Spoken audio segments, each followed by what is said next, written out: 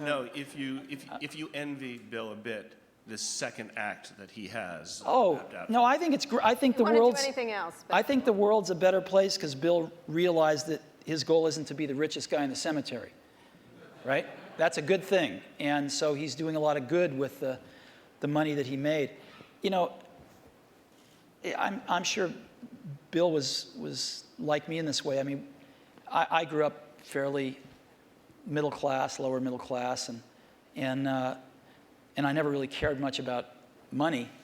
And Apple was so successful early on in life that I was very lucky that I didn't have to care about money then.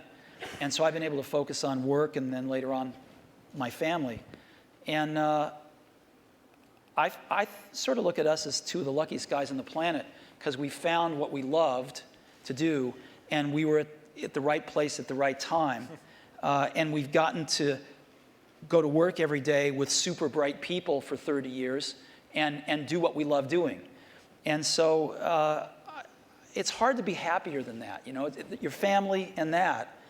What more can you ask for? And so I don't think about legacy much. I just think about being able to get up every day and go in and hang around these great people and hopefully create something that other people will love as much as we do. And if we can do that, that's great. I think the middle. Yeah. Thanks, Stephen, Bill. Rob Kelly. I'm here with my business partner. We've got a 100-person internet media business. I'm wondering what would be the single most valuable piece of advice you'd give us to even attempt to create some of the value that you guys have done in both your very impressive companies. Well, I think actually, maybe in both cases, correct me if I'm wrong, the excitement wasn't really seeing the economic value. You know, even when we wrote down at Microsoft in 1975, a computer on every desk and at every home, we didn't realize, oh, and we'll have to be a big company. Every time I thought, oh God, can we double in size? Geez, can you manage that many people? Will that feel fun still? You know, and so every doubling was like, okay, this is the last one. And so the economic thing wasn't at the forefront.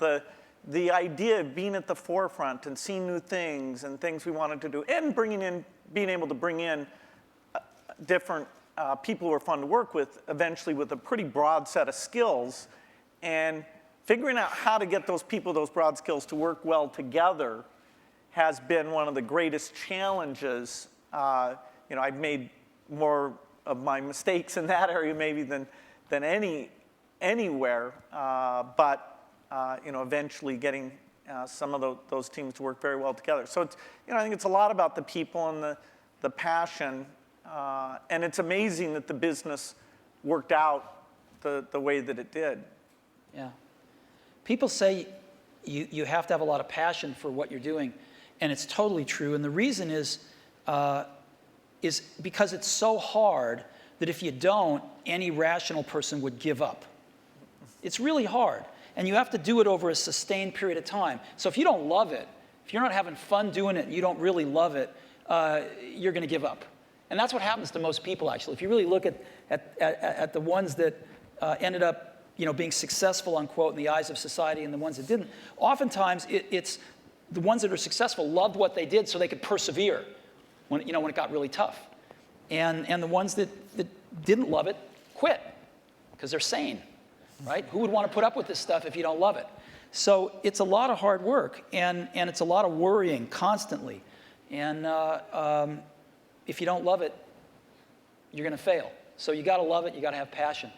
And I think that's the high order bit. The second thing is you've got to be a really good talent scout, because no matter how smart you are, you need a team of great people, and you've got to figure out how to size people up fairly quickly, make decisions without knowing people too well, and hire them, and see how you do, and refine your intuition, and be able to help build an organization that can eventually just build itself, because you need great people around you.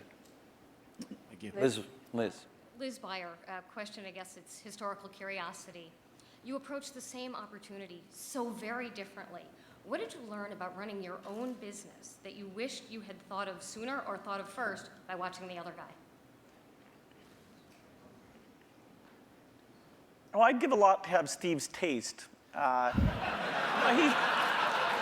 He has natural, not a joke at all. I think in terms of intuitive taste, both for people and products. You know, we sat in Mac product reviews where there were questions about software choices, how things would be done that I viewed as an engineering question, you know, and you know, that's just how my mind works. And I'd see Steve make the decision based on a sense of people and product that, you know, it's even hard for me to explain. The way he does things, it's just different. And, you know, I think it's magical. And in that case, wow. You know, because Woz and I started the company based on doing the whole banana, we weren't so good at partnering with people. And, you know, actually, the funny thing is, Microsoft's one of the few companies we were able to partner with that actually worked for both companies. And we weren't so good at that, as where Bill at Microsoft were really good at it, because they didn't make the whole thing in the early days. And they learned how to partner with people really well. And I think if Apple could have had that, a little more of that in its DNA, it would have served it extremely well. And I don't think Apple learned that until, you know, a few decades later. Last question. Oh, is there? This over here. I'm sorry, over here. Yeah, hi, Charlie Brenner from Fidelity Investments. In our financial services industry, we are focusing very strongly on aging and retiring baby boomers, a huge demographic. We're not that old. Oh, no, I wasn't. The question is different from what it sounds like it's going to be. But most of the innovation that we see coming from computer and internet companies is kind of youth-oriented. And I'm just wondering if there are activities going on in your companies acknowledging what's going to be happening generationally. Not true. I'll give you one example. So we started building in video cameras into almost all our computers a few years ago. And the response by people of all ages, but in particular seniors, has been off the charts. Because they're buying these things now, and they're buying them for their grandkids, their sons and daughters with their grandkids, so they can stay in touch with their grandkids, and they're video conferencing more than younger people are. And it's incredible what this has done. So that's just one simple example, but there's like dozens of them that have clicked with, you know, seniors that are living independently that want to stay in touch with extended families and do other things like that. Yeah, I think that it's a very good point when you look at the size of the market. And that's partly why it's great that there are all these companies out there who can see, okay, what would you do for seniors? I think natural user interface is particularly applicable here because the keyboard, you know, we're sort of warped in that we grew up using the keyboard, and so it's extremely natural to us. But things like, and that's partly why when we showed the Surface Computer, I showed it privately to a bunch of CEOs a couple weeks ago. I was kind of stunned by how blown away they were.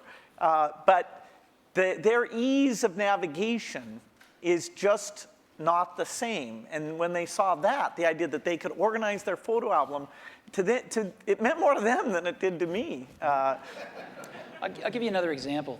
We've got a little shy of 200 retail stores now.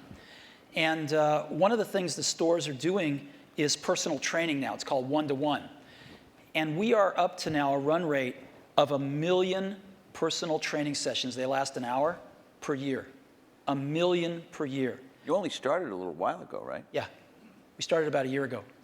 And we're up to 1 million training sessions a year run rate now. And a lot of those folks, some of them anyway, many of them are seniors. And they're coming in and they're spending an hour learning how to use Office, and they're spending an hour learning how to video conference. And they can basically come in as much as they want, and they can schedule these things throughout a year, and they pay $99, I think, a year for it. And it's been great. Last question. Now the last question over there.